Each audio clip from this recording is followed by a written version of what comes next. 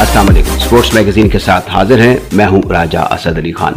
Pakistan बमुकाबला Bangladesh series खत्म हुई और सीरीज में गैर मुतवक्को तौर पर मेहमान टीम ने मेजबान पाकिस्तान को 2-0 से हरा दिया।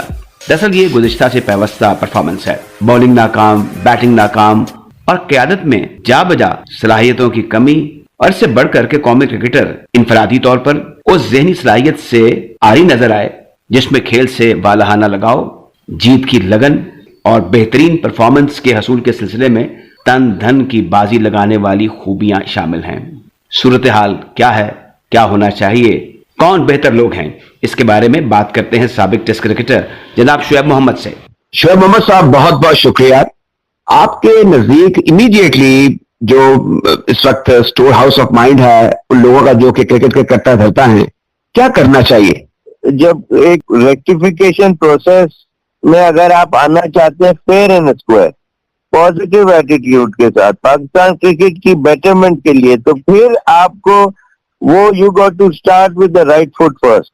जिन्होंने क्रिकेट इतने सालों से बोर्ड के अंदर रहते हुए कुछ बेटरमेंट जो नहीं ला सके हैं, तो उनको आपको पहले थैंक यू करना पड़ेगा। फिर आप अपने साथ क्लोजली कुछ 2, 4, 5 लोग करीब लेके आए और उनसे मशवरा लें कि इसको किस तरह बेटरमेंट में कहाँ हमारा डेफिसिट है। ग्रास रूट लेवल अब से अगर 4-5 साल 3-4 साल का आगे का फ्यूचरिस्टिक थिंकिंग है तो उतना रूट्स के ऊपर जाए, जितना मतलब मीनिंग जो कम उम्र के बच्चों के पॉइंट ऑफ व्यू से उनकी बेटरमेंट के लिए अच्छे लोगों को लगाएं। अगर आप पाकिस्तान टीम को बेटर करना चाहते हैं तो you got to bring somebody with futuristic thinking जिसके दिल दिमाग में हो।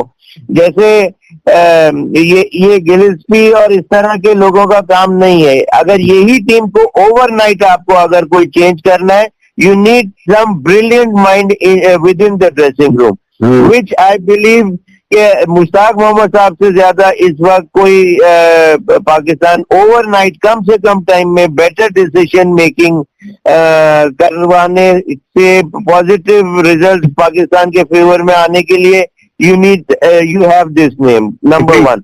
इसके बाद जावेद मियां साहब टाइप के नाम जो ब्रिलियंट माइंडसेट और तो मतलब डिपेंड करता है कि कहाँ से शुरू करना चाहते हैं, ये मेरा मतलब है।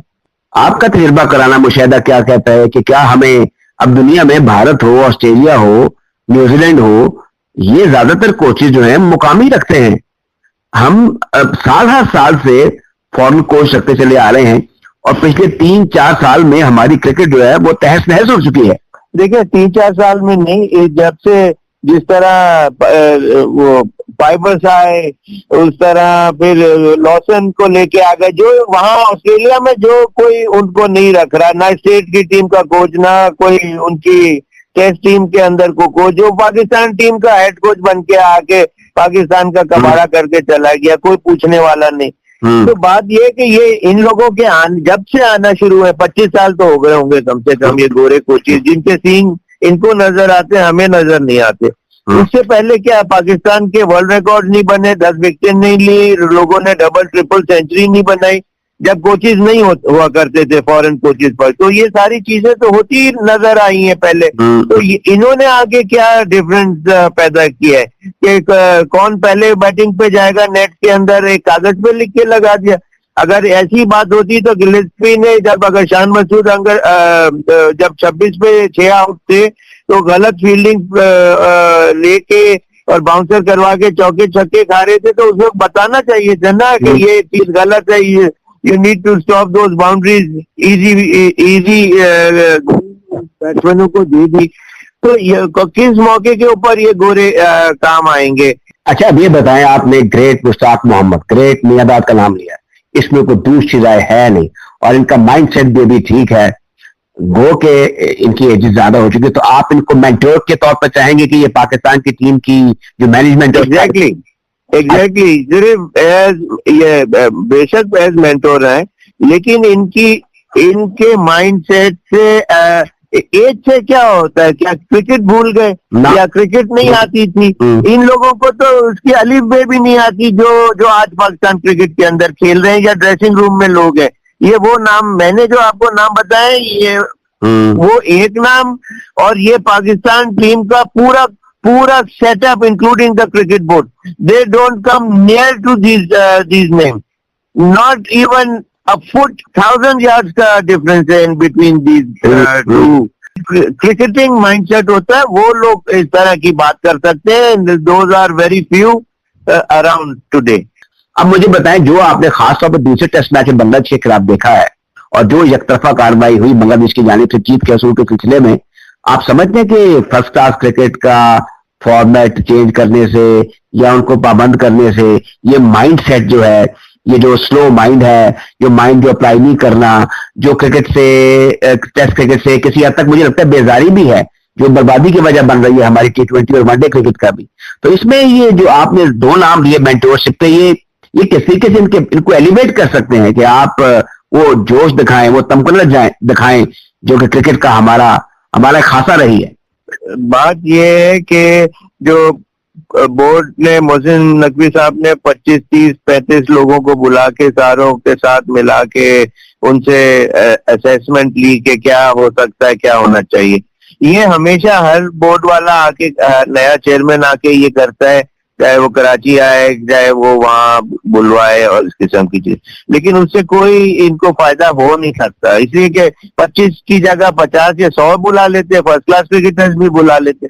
You need the brilliant minds around who had performed and been there done that वाली बात। वो चीजें वो बताएंगे ना, जिसने एक टेस्ट मैच या 2 टेस्ट मैच भी खेल लिया या 2-4 वनडे खेल लिए, they had been failures in their lifetime। ये कुदरत किसी किसी को मौका देती है कि कोई ज्यादा खेलता है, कोई कम खेलता है, कोई ज्यादा मेहनत करता है तो उसको ज्यादा मौका 5 दफा मिल जाता है, या लकी फ्यू होते हैं जो आगे एक्सेल कर जाते हैं। तो बात यह है कि हर एक को बिठा के आप उनसे बात करेंगे तो आप जो ग्रेट्स हैं पाकिस्तान के, उनकी तो आपने वैल्यू 0 कर दी, इसलिए कि आपने उन सबों को साथ बिठा दिया। तो ये तो समझने वाली बात होती है, और आपको you got to pick and choose the brilliant mindset around जो इस वक्त पाकिस्तान में। दूसरी बात, आपने कैप्टनसी का आपने पूछा, कैप्टनसी जिस तरह इंग्लैंड में 3 दिन के अंदर डिक्लेरेशन और दोनों कैप्टन डिक्लेयर करते हैं या आउट कर लेते हैं जल्दी, तो इस तरह 3 दिन के अंदर उनको वो मौका मिल जाता है कि ज्यादा चीजें डिसीजन मेकिंग का। या यहाँ वैसे ही 4 दिन के मैचेस इतने कम होते हैं, गिनती के मैचेस होते हैं, या फिर वो आगे T20 खेल रहे होते हैं या वनडे क्रिकेट या फिर दूसरी लीग खेल रहे होते हैं। तो क्रिकेट जो टेस्ट मैच का इस वक्त जो डेफिसिट और वैक्यूम नजर बीच में आता हुआ नजर आया इस टेस्ट में, काफी दिनों के बाद टेस्ट मैच बात चीजें कैप्टन के ऊपर रिलाय कर दी जाती हैं, थोप दी जाती हैं, और दूसरी चीजें बाज दफा हेड कोच है, वो सारा टीम को चलाता है। तो भाई चलाता कौन है, एक चलाते हैं या 2 चलाते हैं? अगर 2 लोग चलाते हैं तो फिर व्हाई ब्लेम 1?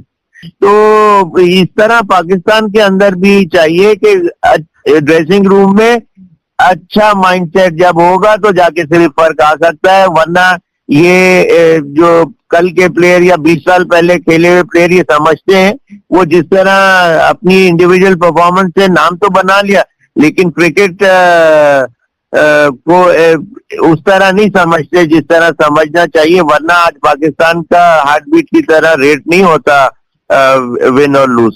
ये जो प्लेयर्स के अंदर आपस में कोऑर्डिनेशन, तालमेल, रबत, ये तो बड़ी जरूरी चीज है, लेकिन ना इत्तफाकी और ग्रोह बंदी की भी सच्ची झूठी खबरें जो हैं वो घूमती फिरती हैं मेन स्ट्रीम मीडिया पर भी और सोशल मीडिया पर भी।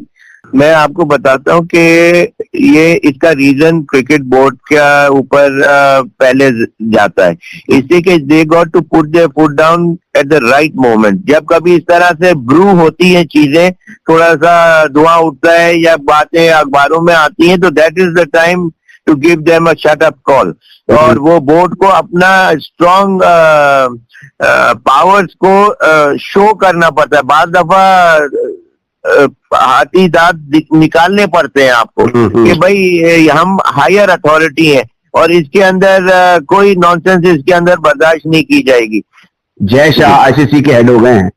अब ये अच्छी बात है, लेकिन ये बताएं कि ये चैंपियंस ट्रॉफी में अभी तक क्वेश्चन मार्क है भारत की शमूलियत के हवाले से। आपका एक्सपीरियंस है, इंडिया आपने ट्रेवल किया हुआ है, वहां पे लोगों को भी आप जानते हैं, साथियों से भी आपको सोशल मीटिंग होती है, क्या वाकई इंडिया आ जाएगा?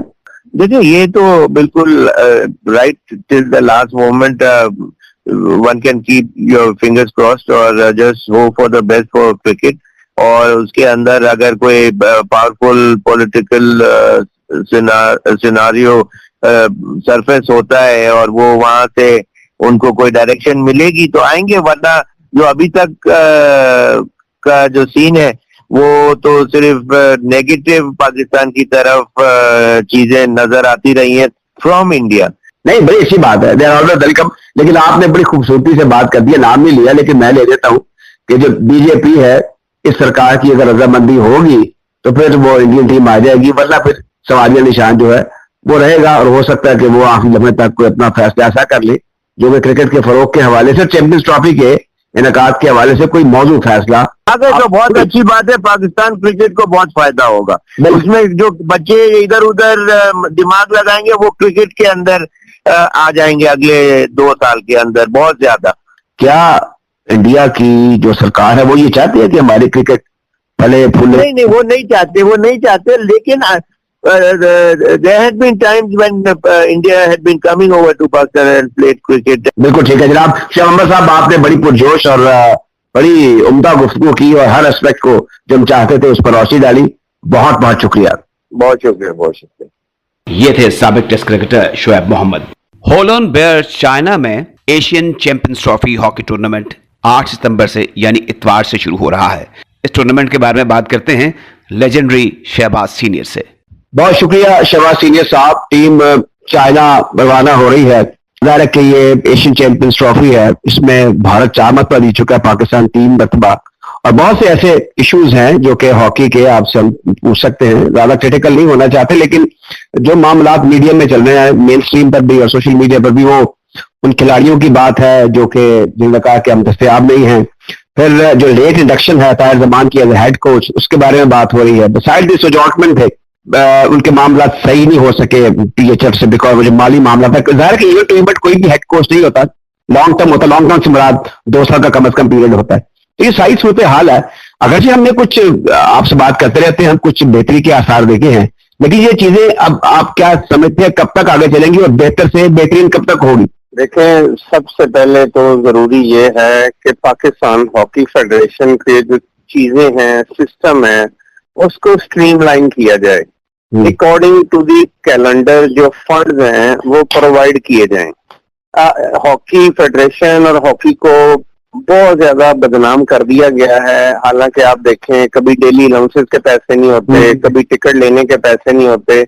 तो मेरी हुकूमत पाकिस्तान से, स्पोर्ट्स मिनिस्ट्री से ये गुजारिश होगी कि वो लड़कों को डेली अलाउंस खुद डायरेक्ट पे करें, टिकटें खुद लेके दें, जिस कंट्री में जा रहे हैं होटल का बिल खुद पे करें और चीजों को स्मूथ करें। ये दुनिया में भी एम्बेरसमेंट होती है, फेडरेशन के नजदीक भी और प्लेयर्स के नजदीक भी। और जब फमीदा मिर्जा थी उस वक्त वो 4 साल यही कहती रही है कि कोई फंड नहीं होगा, उसने अरबों रुपए के एस्ट्रोटर्फ लगवा दिए, हॉकी फेडरेशन को कोई पैसा नहीं दिया और यही बोलती रही हैं कि जी इनका एहतसाब होगा, इनका ऑडिट होगा। तो गैर जरूरी चीजों में हम टाइम जाया कर रहे हैं। जब आपको पता है हॉकी एक ऐसी ओलंपिक गेम है जिसमें हम दोबारा सुरखरू हो सकते हैं, वापस ला सकते हैं, तो चीजों को ऑर्गेनाइज करना चाहिए। अभी जो फेडरेशन में जैसे राना मुजाहिद हैं, उनके साथ उनको जो मैं सपोर्ट कर रहा हूँ वो भी इन्हीं 2 शर्तों पे है। एक तो वो डीमेरिट काम नहीं करेंगे और फिर डिसऑनेस्टी वाला काम नहीं करेंगे। जहां तक ताहिर जमान का सवाल आपने किया है, उसके हवाले से ताहिर जमान से 6 महीने पहले भी पाकिस्तान हॉकी फेडरेशन की बात हुई, मेरी मौजूदगी में बात हुई। ताहिर जमान ने एग्री किया, लेकिन फिर ताहिर जमान ने इस वजह से विड्रॉ किया कि उसकी ऑफिशियल कमिटमेंट थी मिस्र के अंदर। हम सब ने भी उसको कहा कि जी ये एक पाकिस्तानी जो टॉप का फौज है उसकी इंसल्ट है कि वो अपनी कमिटमेंट से फिर जाए, तो हमने उसको अलाउ किया। अभी भी वो दूसरे कंट्री में भी जाने का सोच रहा था, पाकिस्तान हॉकी टीम की भी कोचिंग का सोच रहा था। वो 10 दिन पहले भी इसी सोच में थे कि मैं शायद दोबारा से इंटरनेशनल कमिटमेंट के लिए चला जाऊं, क्योंकि पाकिस्तानी गवर्नमेंट और पाकिस्तान स्पोर्ट्स बोर्ड का जो आइन है उसमें अगर कोई पाकिस्तानी टॉप का कोच रखते हैं तो उसकी सैलरी सिर्फ 40,000 रुपया होगी। तो मैं हैरान हूँ कि ऐसी पॉलिसियां कौन बनाता है और किसने बेखबरी में बनाई है। सर ये 40,000 ये तो दफ्तर के एक नायब कासिद की आयकर तनख्वाह है, कम से कम इतनी होती है, सरकारी तौर पर मगर 37,000 है।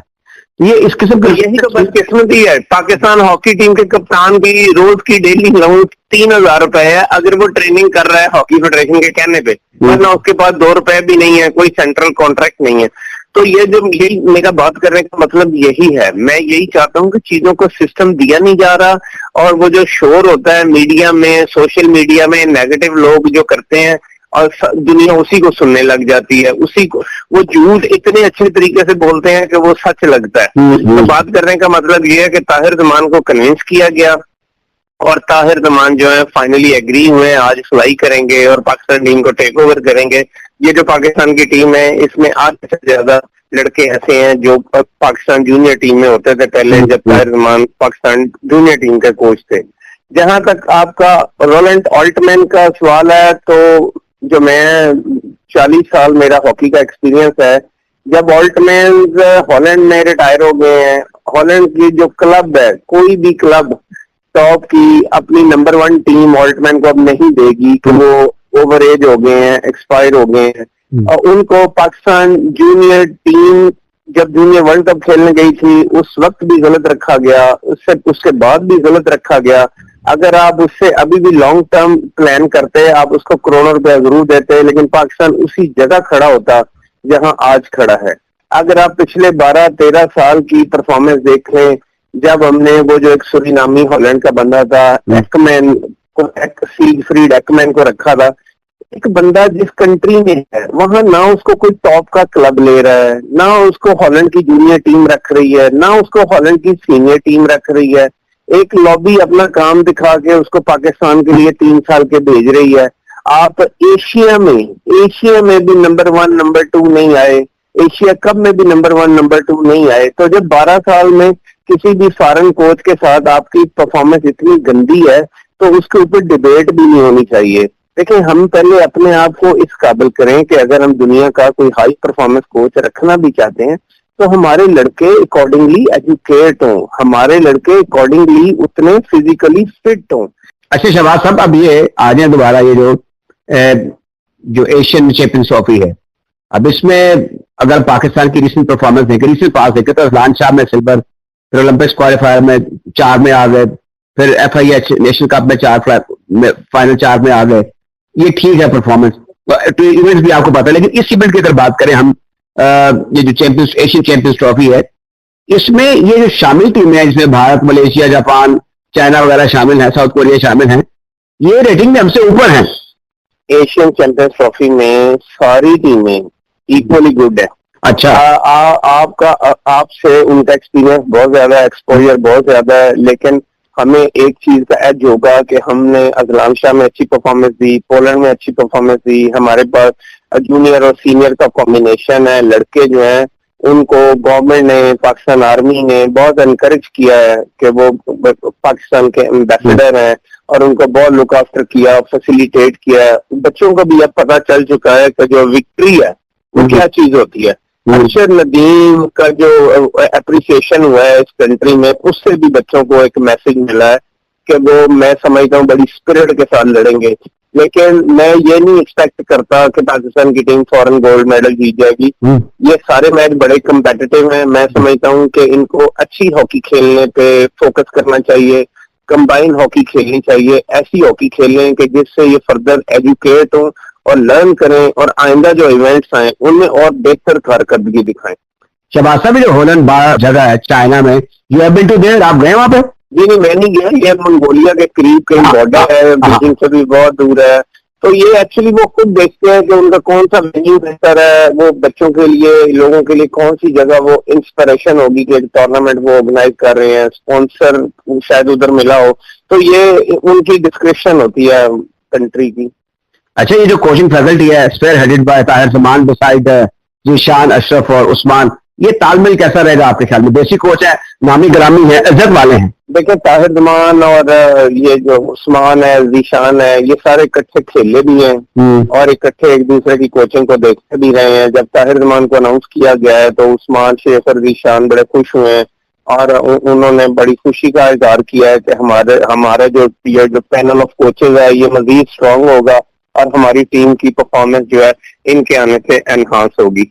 ये टीम की रवानगी से पहले कुछ खबरें आ रही थी कि because of ticket problem, ticket buying problem, Pakistan sports board delay कर रहा है। इतना बड़ा इदारा है पाकिस्तान हॉकी फेडरेशन, ये कब तक दस्ते नजर रहेगा मिनिस्ट्री के या स्पोर्ट्स बोर्ड पाकिस्तान के? तो कोई इंडिपेंडेंट कोई पूल होना चाहिए जो कि इस किस्म की एक्सीडेंसी या कंटीजेंसी प्लान के लिए कोई 2-4-5 करोड़ तो कोई मसला ही नहीं है। ये तो आप किसी बिजनेसमैन को बात ये है कि पॉलिटिकली लोग 30-40 साल से देख रहा हूँ हुकूमतें माइलेज लेने के लिए अरबों रुपया खर्चते हैं। हायर एजुकेशन ने पिछले साल 90 करोड़ रुपया खर्चा है, 9 प्लेयर भी पैदा नहीं हुए।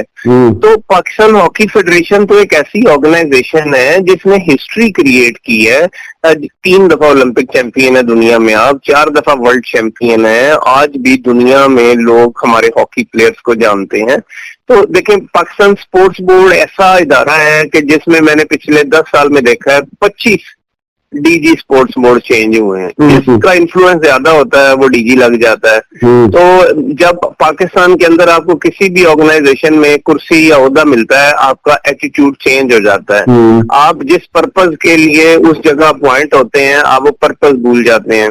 और अब मैं आपके प्रोग्राम में कितनी दफा ये बात बता चुका हूँ कि कितनी हुकूमतें आई, कितनी दुनिया आई गई, 80 साल में आपने हॉकी फेडरेशन को बजट का हिस्सा ही नहीं बनाया। तो ये इससे बड़ी क्या बदकिस्मती होगी? बाकी इदारों का तो कसूर कम है, हुकूमत जो है उसका ज्यादा कसूर है, जो प्लानिंग करते हैं। आप देखें कि अब 40 एस्ट्रोटर्फ लगा दिए, 40 एस्ट्रोटर्फ, एक टर्फ भी 25-25 करोड़ रुपए की है। तो भाई उस पर किसने खेलना है? उसको कौन मेंटेन करेगा? 10 साल उसकी लाइफ है, 10 साल बाद 25 करोड़ जो प्रोडक्टिविटी में खर्च ही नहीं हुआ और वो वेस्ट हो गया, इसका कौन जिम्मेदार है? सिर्फ किक बैक लेने के लिए इस तरह के मंसूबे बना दिए जाते हैं और पाकिस्तान को नुकसान हो जाता है। ये अब्दुल रहमान और शाम असलम और मुस्ता याकूब ये तो उन्होंने कहा कि हम अवेलेबल नहीं है, हमारी कमिटमेंट है। और फिर अब्बास अहमद ने कहा कि मुझे तो जाती वजूहात है। इसमें कोई गमाने की बात तो कोई नहीं है। आपके पास क्या बेस्ट इंफॉर्मेशन है कि क्या जो ये बात कर रहे हैं वैसी ही सूरत हाल? बेस्ट इंफॉर्मेशन तो मेरे पास यही है कि जब भूख होगी ना बहुत ज्यादा, जब बच्चों को पता होगा ना वो अपने आप को कैरी कर सकते हैं ना फैमिली को, तो वो 1 मिनट नहीं लगाएंगे टीम छोड़ने में, 1 मिनट नहीं लगाएंगे मुल्क छोड़ने में। आप देखें कॉमनवेल्थ गेम्स में 8 प्लेयर रह गए, उनका शोर कम हुआ है। इन टीम का शोर उन 8 से भी ज्यादा हो रहा है। अभी 1 साल पुरानी बात है। तो बच्चा जो है वो देखता है कि वो क्लब हॉकी खेलता है, वो 4-5 लाख रुपए मंथली कमा सकता है, वहाँ लीगल और प्लेजेंट लाइफ गुजार सकता है। पाकिस्तान की अनसर्टेनिटी है, प्लेयर जो है वो कहते हैं हम 1 साल खेल लिया है, हमें भी सब लीग खिलाएं, बांग्लादेश भेज दें, हांगकांग भेज दें, हॉलैंड या पोलैंड जाए तो नंबर 2 लीग खेल लें, हमारा पर्पज हल हो गया, हमने पाकिस्तान में नहीं रहना। 3 टूर्नामेंट पाकिस्तान के लिए खेलता है, उसको 6-7 लाख 8 लाख से ज्यादा साल में पैसे ही नहीं मिलते। तो कौन प्लेयर खेलेगा, कैसे वो सरवाइव करेगा, कैसे वो अच्छी लाइफ गुजारेगा, कैसे वो अपनी लाइफ स्किल इंप्रूव करेगा?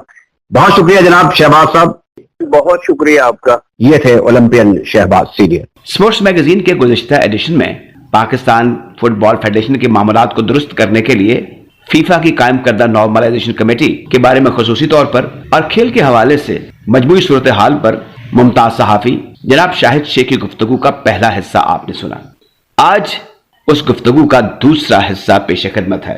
भाई साहब, ये जो बैन करने की कार्रवाई है इसके बारे में पाकिस्तान स्पोर्ट्स बोर्ड ने ये बयान दिया है कि जो नॉर्मलाइजेशन कमेटी है ये इसका मैंडेट नहीं है। ठीक, शुक्र है कि पाकिस्तान स्पोर्ट्स बोर्ड को भी ये ख्याल आया, वरना इससे पहले बहुत सारे काम नॉर्मलाइजेशन कमेटी ने अपने मैंडेट से बाहर जाके किए हैं।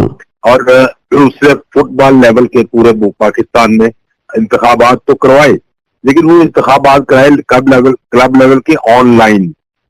आप ऑनलाइन देखें, दुनिया भर में काम होता होगा, मुझे इससे कोई गर्ज नहीं है, लेकिन क्या पाकिस्तान जैसे मुल्क में कितने लोग अब तक ऑनलाइन अपना काम लेके आए हैं, कितने क्लब जो हैं वो ऑनलाइन अपने मामला डील कर रहे हैं। जहां टेक्नोलॉजी का इतना फुकदान हो, टेक्नोलॉजी इतनी फरोग ना पा चुकी हो, वहां जो बेसिक फुटबॉल फेडरेशन का यूनिट है क्लब, जिसके इंतखाबात को ऑनलाइन करवाना किस हद तक जायज है, ये भी मुस्तकबिल का मुर्रख जो है इसके बारे में कुछ लिखेगा, कुछ कहेगा। अब जो ओहदेदार बैन हुए हैं, राय साहब वो कह रहे हैं, एक तो वो जो अशफाक है उसका कहना है कि जी मैं तो इन मामला में बिल्कुल ना ताल्लुक था, मेरे पास पंजाब में अक्सरियत थी, मैं तो सीधी सादी अपनी कामयाबी देख रहा था आने वाले इलेक्शन में, तो मुझे इसलिए हटाया गया है ताकि अपने रास्ते का कांटा जो था, रुकावट जो थी, उसको साफ किया जा सके। एक और ओहदेदार है शाह साहब, वो कह रहे हैं कि मेरा इससे कोई तल्लुक नहीं था, मुझे क्यों बैन किया गया, मैं अदालत में जाऊंगा। अब अगर कोई शख्स अदालत में चला जाए, 1 चला जाए या 20 चला जाए, तो होगा ये कि एक बार फिर तय होगा, हुक्म इम्तनाई जारी होगा, फिर उसके खिलाफ ये अदालत में जाएंगे, वो उससे अगली अदालत में चले जाएंगे, ये तवील सिलसिला फिर जारी हो जाएगा।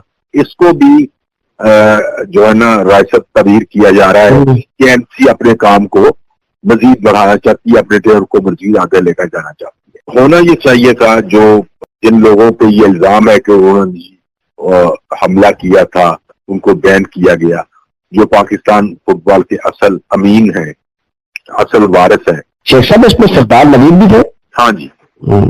उनके लिए मेरी जो ना अब तो ये वादी की बात है, लेकिन मेरी गुजारिश यही है कि वो थोड़ी सी अक्लमंदी का मुजाहरा करते, खामोश रहते, मिलजुल के कुएं में से जानवर, नापाक जानवरों को निकालते, पानी पाक करते और अपना काम करते। अब एक पाकिस्तान स्पोर्ट्स बोर्ड का भी बड़ा वाज़ेह बयान आ गया। अब देखें कि इस पे एमसी वाले जो हैं वो कहते हैं कि उनका मैंडेट है या नहीं है, वो इस बात को तस्लीम करते हैं या नहीं करते। दूसरी जो सबसे बड़ी बदकिस्मती की बात है कि जो हारून साहब हैं, एनसी के चेयरमैन सरबरा, उनके पास है कनाडा का नंबर जी। अब कनाडा के मोबाइल नंबर पे ना तो यहाँ से कॉल होती है, कॉल करो तो वो मिलता नहीं है। व्हाट्सएप पे जो जदीद एक सहूलत दी है टेक्नोलॉजी ने हमें, उस पर मैसेज किया जाए तो उसका जवाब नहीं आता। बहरहाल हमें अब मेरी जो अपना राय साहब यही दुआ है कि हम सब लोगों को मिलके ये इस बात की कोशिश करनी चाहिए कि एमसी जो है ये अपना मैंडेट आगे ना लेके जाए। ये जो बैन होने वाले ओहदेदार हैं, ये किसी रंजिश का, किसी बुग़्ज़ का मुजाहरा करने की बजाय फिलहाल तो इस फैसले को कबूल करें और पाकिस्तान फुटबॉल फेडरेशन की जो नॉर्मलाइजेशन कमेटी है उसको अभी जो वो कह रहे हैं कि जी हम पहले मरने में प्रोविंशियल इलेक्शन करवाएंगे, उसके बाद फिर कौमी सतह के इलेक्शन करवाएंगे। शेख साहब वो 27 अगस्त को शेड्यूल थे ये गुज़िश्ता प्रोग्राम में, लेकिन वो मुलतवी हो चुके हैं। लो तो अब मैं इसीलिए इसी पस मंजर में तो बार बार कह रहा हूँ कि सब लोग मिलकर दुआ करें, कोशिश करें कि कुएं में से नापाक जानवर को निकाला जा सके। ठीक है ना जी। लेकिन फिर वही बात बार बार दोहराने को जी करता है कि जी ये एमसी के मेंबर्स को डॉलर में तनख्वाह मिल रही है, सहूलतें मिल रही हैं, उन्हें क्या जरूरत है कि वो छोड़ के जाएं, और उनको ये जरूर है कि वो कोशिश करें कि वो दोबारा किसी न किसी तरीके से फुटबॉल में आ जाएं। अगर कोई मजीद हिच ना पड़ी, कोई कार्रवाई, इलीगल कार्रवाई, लीगल कार्रवाई ना हुई और मामला इसी तरह स्मूथली चलते रहे, तो ये इलेक्शन होंगे पंजाब के प्रोविंशियल्स के, और फिर उसके बाद ये मरहला जाएगा कौमी सतह के इंतखाबात तक।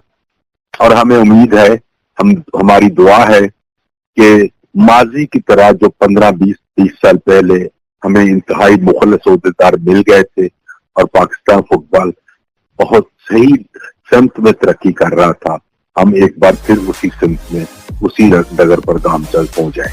जनाब शाहिद शेख साहब, आपका बहुत बहुत शुक्रिया। वेलकम। ये थे जनाब Shahid Sheikh, chairman Pakistan sports writer federation. इसके साथ ही हमारे आज के स्पोर्ट्स शो का वक्त खत्म होता है। हमारे साथ रहने का बहुत शुक्रिया। अब राजा असद अली खान को इजाजत दीजिए। प्रोग्राम के प्रोड्यूसर थे शाहरुख फकर, जबकि मुंतजिम आला हैं डॉक्टर अहमद सुहेल बसरा।